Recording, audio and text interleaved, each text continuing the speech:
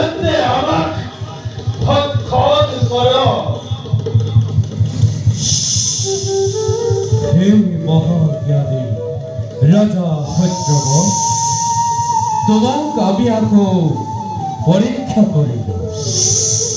মই